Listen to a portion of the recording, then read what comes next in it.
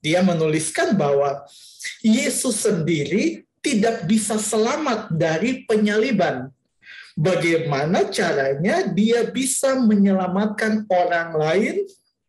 Manusia yang berdosa, manusia yang bisa dengan usahanya tanpa validasi dari Allah.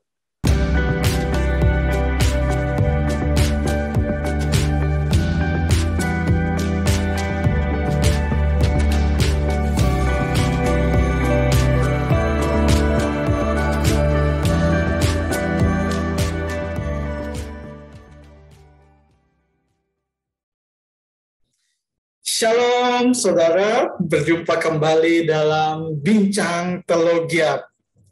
Nah, Bapak Ibu Saudara, hari ini saya dengan Gideon, kami kembali akan sama-sama menanggapi setiap komentar yang sudah masuk pada video kami, yaitu kami membahas tentang apakah Muhammad dinubuatkan oleh Alkitab. Waktu itu kami menanggapi pernyataan dari Nandar. Dan di video tersebut, Bapak Ibu Saudara, ada komentar yang akan sama-sama kita diskusikan dengan Gideon pada hari ini. Halo bro. Halo adik, ada 2 komentar bro yang akan kita bahas pada hari ini. Saya akan membaca komentar yang pertama dan saya akan minta bro untuk menanggapi komentar-komentar yang ada. Yang pertama bro, komentar dari Pandapotan Menurun. Dia menuliskan bahwa Yesus sendiri tidak bisa selamat dari penyaliban. Bagaimana caranya dia bisa menyelamatkan orang lain? Nah, jadi bro, pernyataan ini bisa ada karena ada komentar juga bahwa komentar sebelumnya bahwa keselamatan semua manusia itu ada pada Yesus. Nah, ada orang yang komentar dan komentar yang tadi saya baca itu merupakan jawaban dari komentar tadi. Bagaimana bro menanggapi hal tersebut bro? Iya, untuk beliau saya rasa beliau perlu mengkaji dulu sistematika Alkitab dari awal. Gini, ketika awal kegerejaan mulai, ya artinya Kristen, pengikut Kristus, itu pertama kali terjadi melalui Yerusalem, seperti apa yang dikatakan oleh para nabi dan juga digenapi oleh Yesus Kristus dan dijalankan juga. Diteruskan tongkat estafet itu melalui pelayanan para rasul yang disertai oleh Roh Kudus. Itu di Yerusalem. Nah, orang Yahudi sendiri di Yerusalem pada saat hari raya, kenapa mereka mendapatkan Injil, dijelaskan Injil oleh para rasul? Itu mereka mengerti. Karena mereka sudah belajar perjanjian lama, atau yang dikenal dengan Tanakh. Kitab orang Yahudi, Judaisme, Tanakh. Nah, karena mereka memahami itu, dan ketika Injil itu diberitakan, maka mereka percaya. Nah, kita sebagai orang Kristen yang bukan orang Yahudi, maka kita perlu belajar dulu perjanjian lama. Kita harus belajar perjanjian lama dimulai dari Kejadian, Keluaran, Imamat, Bilangan, Ulangan, Pentatuk, dan seterusnya perjalanan progresivitas pewahyuan Tuhan. Harus dipelajari dulu itunya. Nanti Anda akan menemukan kenapa sih bahwa Yesus harus mati, sehingga pertanyaan Anda tidak kompatibel atau pertanyaan Anda tidak selaras. Yesus saja tidak bisa menyelamatkan dirinya sendiri dari tiang kayu salib. Ya karena memang tujuannya adalah mati di atas kayu salib. Bukan dia tidak mau menyelamatkan dirinya, tetapi memang pengampunan itu harus melalui seperti demikian. Anda pelajari dulu kejadian awal bagaimana manusia jatuh dalam dosa atau yang kita sebut original sin. Yang dilakukan oleh Adam, itu dosa yang paling original, yang paling pertama. Nah, Anda harus mempelajari itu terlebih dahulu dan sifat-sifatnya di situ, baru Anda akan mengerti. Kalau saya jelaskan ini kepanjangan sistematikanya. Tapi Anda perlu memahami bahwa Alkitab itu adalah sistematika, jadi jangan Anda copot-copot tuh peristiwa. Orang Romawi, pasukan Romawi pun yang tidak mengenal perjanjian lama, itu berkata sama seperti Anda. berkata bahwa selamatkanlah dirimu gitu. Sama, karena dia tidak mengenal perjanjian lama. Tapi kalau orang yang mengenal perjanjian lama dan belajar, dia akan memahami kenapa Yesus harus mati di atas kayu salib. Jadi Anda tidak bisa mencatut satu ayat, itu prinsip. Anda tidak bisa mencatut-catut peristiwa-peristiwa dan Anda pisahkan. Karena dasarnya ini semua adalah rangkaian peristiwa. Jadi Anda perlu memahami hal ini terlebih dahulu. Ya, pertanyaan itu dilontarkan dari Anda, itu pertanyaan yang sama persis dengan pertanyaan orang Romawi yang tidak mengenal perjanjian lama. Gitu. Ya, terima kasih, bro. Iya bro, jadi memang tujuannya adalah mati di atas tiang kayu salib. Ibaratnya kalau tujuan saya mau ke Jakarta, kok ditanyakan kenapa ke Jakarta? Kira-kira seperti itu ya. Oke bro, ini ada pertanyaan. Ini merupakan pernyataan bro. Masih dari orang yang sama tadi bro. Kemudian dia kembali menuliskan bahwa kepingin selamat itu dengan cara mengikuti cara hidup Yesus. Meneladani perilaku Yesus, menjalani apa yang Yesus ajarkan, menjauhi apa yang dia larang. Itulah jalan keselamatan menurutnya. Bukan percaya Yesus yang dibunuh, kemudian darah dan dagingnya ditukar buat ongkos masuk surga dengan selamat. Bagaimana bro menanggapi hal tersebut bro? Iya, gini. Anda harus memahami ya, bahwa orang Kristen itu juga bukan hanya berharap kepada yang namanya satu peristiwa keselamatan saja, yaitu pembenaran. Oh, kita orang Kristen dibenarkan oleh Yesus, maka kita boleh berbuat seenak-enaknya. Tidak. Di dalam penulisan, ya, di dalam penulisan kitab suci, bahwa dosa itu seperti kerangkeng, dosa itu seperti penjara, dosa itu memperbudak manusia. Maka ada nggak manusia nggak berdosa?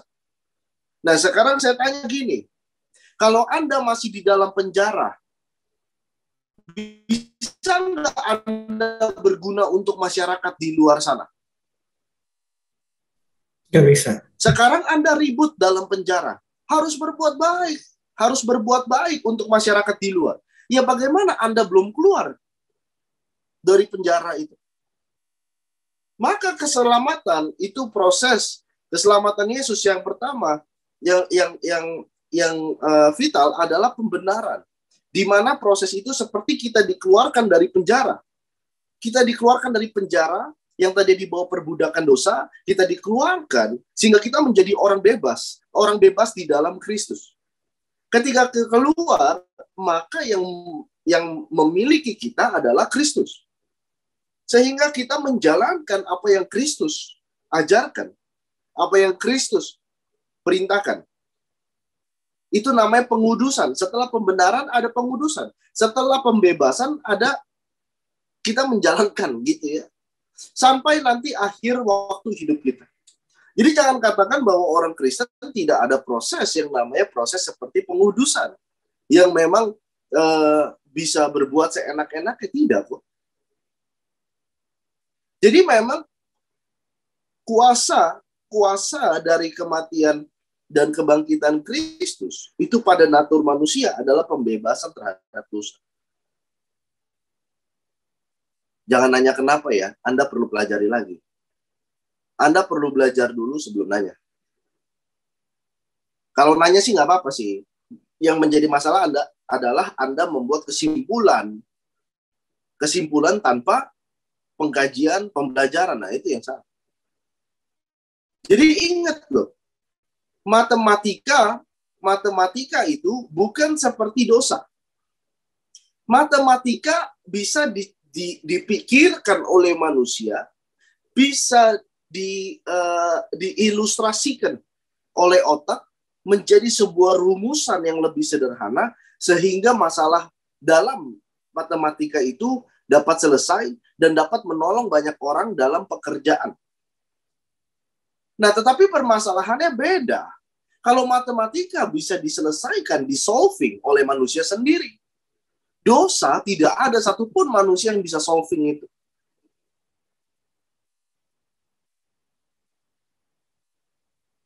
Gak ada satupun manusia yang bisa solving itu. Kita membutuhkan Allah untuk yang tidak kalah dengan dosa. Untuk menolong kita solve the problem. Kalau Allah hanya kasih aturan, ya tetap saja kamu tetap berdosa, kan? Kamu berani mengaku dirimu tidak berdosa? Tetap berdosa, kan? Kalau Anda sudah tidak berdosa, maka Anda tidak sholat. Kalau Anda tidak berdosa, maka Anda tidak mengaji, belajar Al-Quran, melalui mendengar dakwah, mempelajari hadis. Anda tidak akan melakukan itu. Tetap bagaimanapun, tetap manusia dengan usahanya sendiri tidak bisa keluar dari kerangkeng dosa. Jadi kita tidak bisa menolak penebusan yang diberikan oleh Allah untuk mengeluarkan kita dari kerangkeng dosa. Itu harus dipahami sampai situ. Saya setuju dengan Anda bahwa kita harus menuruti perintah-perintah, ketetapan-ketetapan, iya. Tetapi permasalahannya bagaimana kita lakukan itu kalau kita masih di bawah kerangkeng dosa. Yang kita lihat sekeliling kita adalah tembok penjara. Adalah tembok penjara dosa. Kecenderungan hati kita dosa. Kecenderungan hati kita emosi. Kecenderungan hati kita adalah kata kasar. Kecenderungan hati kita adalah diskriminasi. Kecenderungan hati kita adalah iri hati. Kecenderungan hati kita adalah ingin menang sendiri. Dan sampai kapanpun, itu nggak pernah selesai, kan? Bahkan orang yang sampai berumur 70-80 tahun pun masih bisa mengalami konflik-konflik negatif karena dosa tersebut. Artinya apa? Usaha manusia sendiri nggak bisa, bro.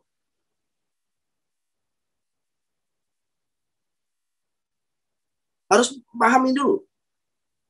Ya, harus pahami itu dulu. Bahwa keluar atau kita dibenarkan itu adalah status kita. Dikeluarkan, status kita diubah. Yang tadinya adalah orang diperbudak oleh dosa. Sekarang mengenal kebenaran, dibebaskan statusnya. Jadi itulah pengkajian Kristen. Jadi kita bukan hanya jangan berpikir kita boleh bebas saja. Kita berharap, wah, kita diselamatkan oleh Yesus. Kita boleh ngapain aja. Siapa bilang? Ya. Jadi gitu. Karena gini, ingat, tujuan akhir apa sih? Tempat terakhir apa sih persekutuan dengan Allah? Sorga. Sekarang kita bersalah kepada Tuhan.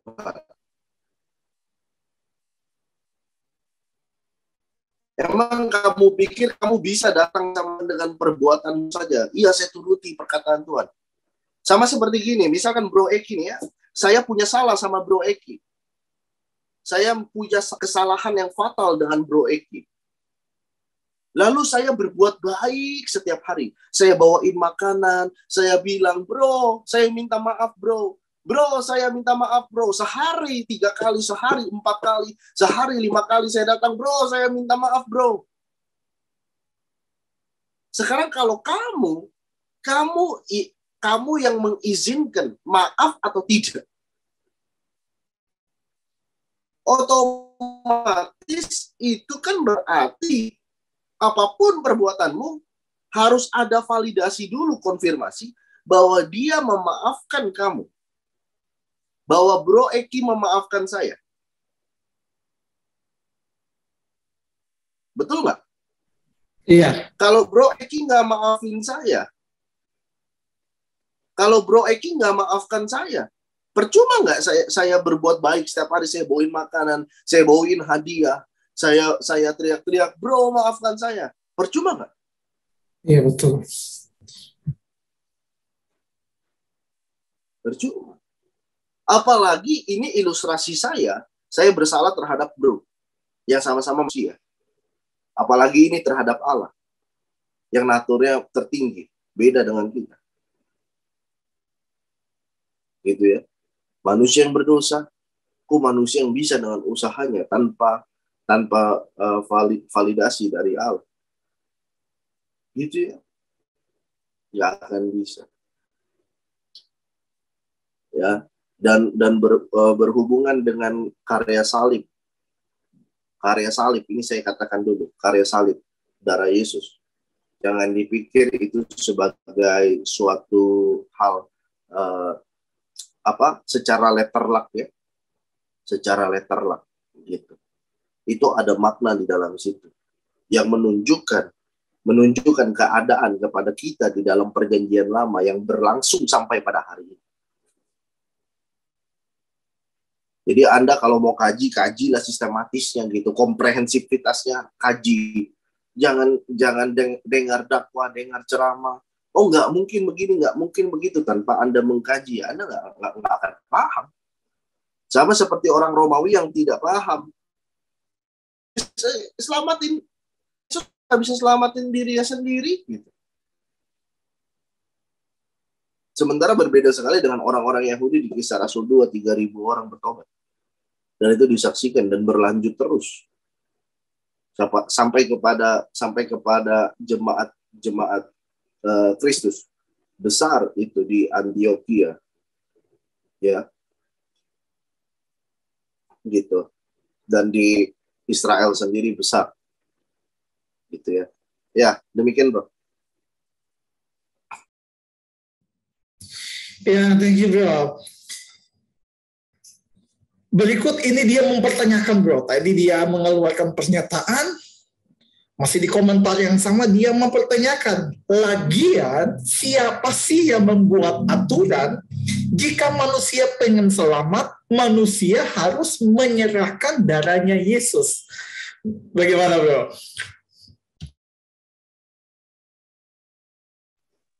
Bukan manusia yang menyerahkan darah Yesus, tapi Yesus sendiri yang mengambil inisiatif itu. Sekarang gini. Ya, Anda punya ritual kan yang namanya kurban. Kurban itu dipercaya oleh Anda bahwa kurban itu mendekatkan diri kepada Allah. Kurban itu menyadari bahwa segalanya milik Allah. Itu pelajaran Anda. Saya menghormati itu. Saya menghormati itu dan saya tidak mau ikut campur dalam kajian Anda. Ini yang pernah saya dengar saja dari teman saya yang Muslim. Dan juga kurban itu juga merupakan satu penebusan dosa atau pengampunan. Benar nggak seperti itu? Pertanyaan saya, Anda tahu nggak asal-muasalnya kenapa ada namanya kurban? Untuk mendekatkan diri kepada Allah, ya, untuk menyadari bahwa segala sesuatu punya Allah, yaitu otomatis berarti Allah adalah pemilik tertinggi, gitu ya, dan juga penebusan dosa, pengampunan dosa lewat darah kurban. Anda tahu nggak? Itu bukan suatu hal yang baru. Itu sudah dilakukan oleh para orang Israel. Di dalam imamat jelas sekali bahwa cara itu sudah dilakukan oleh orang Israel. Orang Israel sendiri kenapa lakukan itu? Bukan karena nggak ada alasan. Ada alasannya. Tarik lagi ke belakang sampai sejarah utama. Adam dan Hawa. Ya. Manusia berdosa, manusia harus menanggung kematian. Kenapa? Allah sumber hidup. Allah ciptakan manusia dengan rancangan, dengan gambarannya dia ciptakan manusia. Ketika manusia nggak berfungsi sebagaimana mestinya, maka nggak ada hukuman lain selain dibuang dan mati. Kalau garam sudah tidak asin, mungkin nggak Anda tetap pakai garam itu? Tidak mungkin Anda akan buang garam itu di dapur. Kejadian 2 ayat 16 dan 17 mengatakan demikian. Ketika Adam melakukan dosa, maka dia menerima di ayat 17 kata mati, mot tamut, yang artinya vonis kematian. Dan sampai akhirnya benar, sesuai dengan proses ruang dan waktu mengalami kematian manusia. Tapi ingat, tindakan Tuhan dalam Kejadian 3 adalah membuat pakaian dari kulit hewan, yaitu adalah korban. Darah mengalir. Karena darah berbicara nyawa, maka kesalahan Adam, kesalahan pribadi Adam, itu digantikan substitusi dengan nyawa hewan. Tapi itu hanya bersifat substitusi.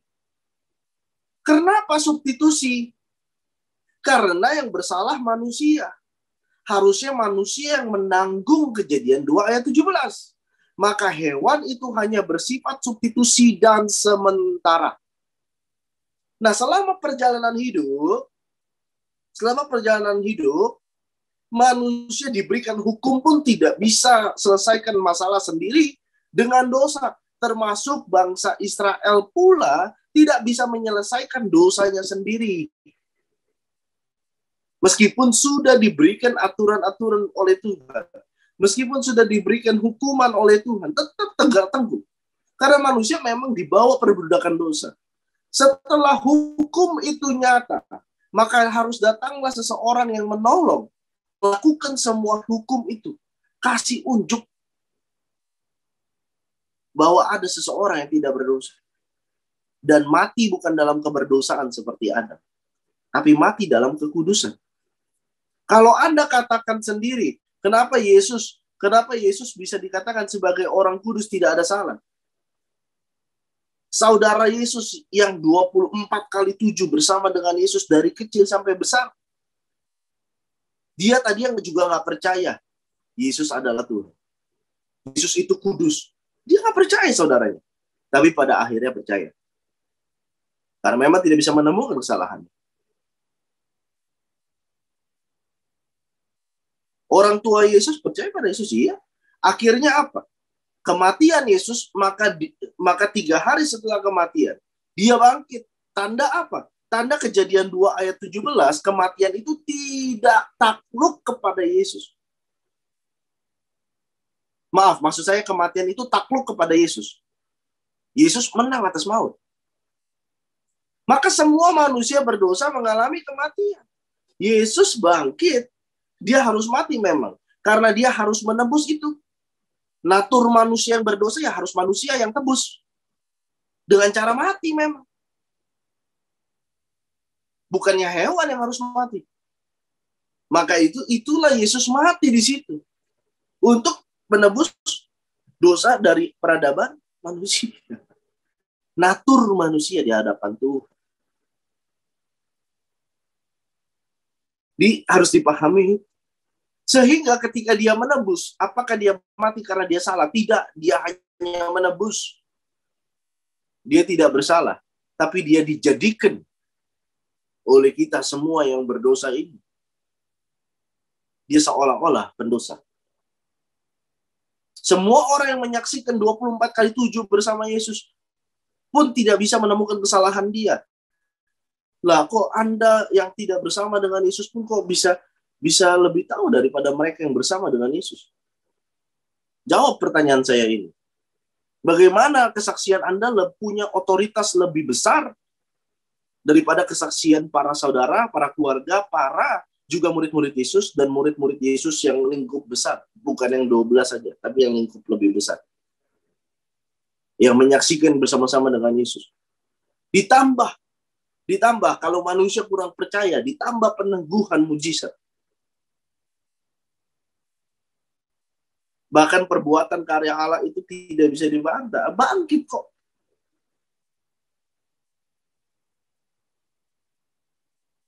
Ketemu kok orang-orang murid-murid Yesus yang banyak itu. 500 orang lebih. Melihat Yesus dengan tangan tertusuk kayu. Tertusuk bekas tertusuk paku. Kaki bekas tertusuk paku.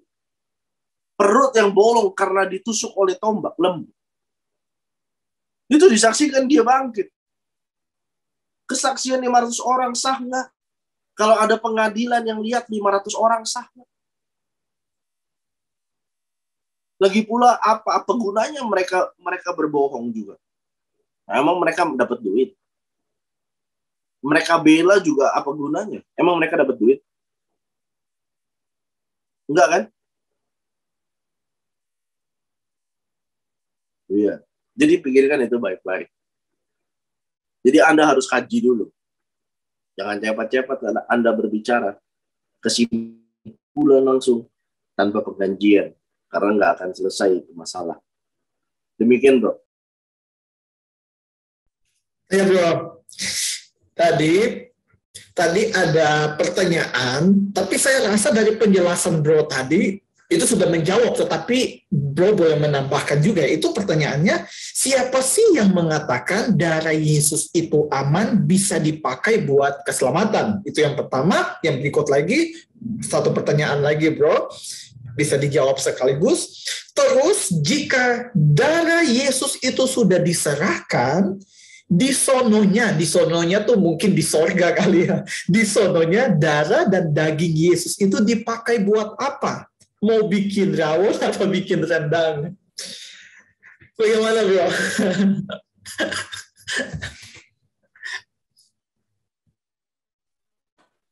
Aduh, saya nggak habis pikir ini. Gini loh. Darah dan tubuh Yesus itu diberikan sebagai penebusan, itu kan peristiwa. Ya. Untuk menyelesaikan tanggung jawab manusia mati dalam kekudusan. Karena kalau tidak, manusia akan terus menggunakan hewan substitusi sebagai substitusi sementara. Nah, maka yang kita percayai dengan darah dan tubuh Yesus adalah peristiwa kematiannya. Bukan darah dan tubuhnya benar-benar kita pegang, kita makan, kita ciprat-cipratin, kagak. Tapi kuasa dari apa yang diselesaikan oleh Yesus. Kuasa dari apa yang dikerjakan oleh Yesus. Yang memang itu sudah mengalir dari peradaban manusia, bahkan sampai manusia yang kita sebut archetype Adam. Yang justru dicipta tanpa dosa, menjadi dosa, mati dalam keberdosaan. Sehingga karena Adam berdosa terpisah dengan Allah, aksesnya terbatas dengan Tuhan, manusia jadi semuanya berdosa karena kan nggak bisa melihat Tuhan, nggak bisa langsung bertemu dengan Tuhan. Gitu ya. Akibat itu semualah manusia berdosa sehingga harus tetap tanggung jawab. Tanggung jawab Kejadian 2 ayat 17 itu. Karena kehendak bebas selalu ada tanggung jawab. Kejadian 2 ayat 16 dan 17 dikatakan apa? Kamu boleh memakan semua buah. Boleh nggak semua? Boleh. Tetapi ada ayat 17, tapi janganlah kau makan yang tengah itu. Jadi sebenarnya yang tengah itu boleh nggak makan? Boleh, itu pilihan kamu. Tapi ada konsekuensi yang harus kamu pertanggungjawabkan. Dan konsekuensi dari apa yang dipertanggungjawabkan itu kan adalah tanggung jawab manusia. Selama manusia nggak ada yang mati di dalam kesempurnaan, tanggung jawab itu tetap ada loh. Dituntut loh tanggung jawab itu. Emang kau pikir Allah orang Kristen adalah Allah yang melupakan tanggung jawab? Kalau dia melupakan tanggung jawab manusia, dia begitu saja memaafkan. Berarti dia bukan Allah konsisten. Berarti dia bukan Allah yang benar-benar memegang perkataannya. Oleh karena dia sudah berbicara dalam Kejadian 2 ayat 16 dan 17, maka memang tanggung jawab itu tetap harus dijalankan oleh manusia.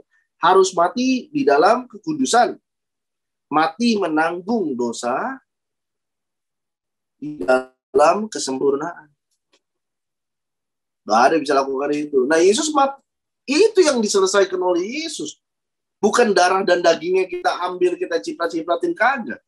Kalau kita melakukan yang namanya ritual perjamuan sebagai peringatan, itu adalah namanya perjamuan Tuhan. Dalam 1 Korintus, Paulus menuliskan bahwa perjamuan itu hanya sebagai peringatan kepada apa yang dilakukan oleh Yesus Kristus.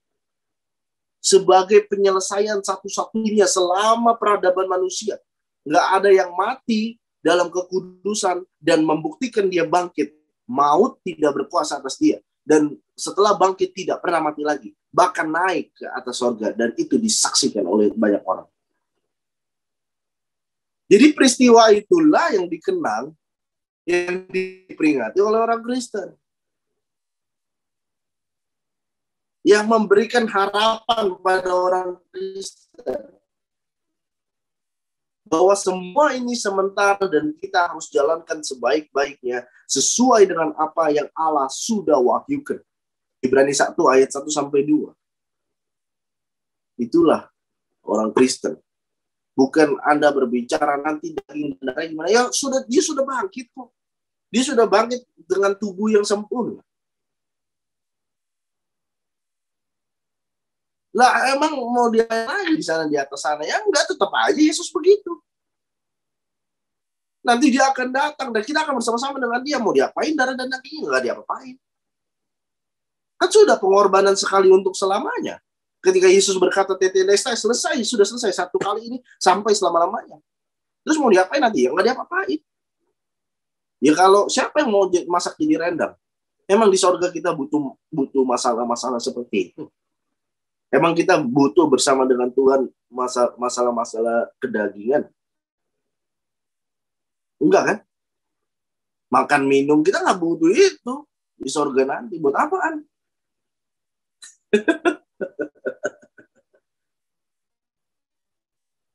Ya buat apa? Ya, demikian bro. Ya, thank you bro udah menjawab setiap pertanyaan pada hari ini bro. Ya, sebelum kita menutup diskusi kita pada hari ini, ada yang mau bro sampaikan untuk setiap orang yang menyaksikan video kita pada hari ini bro?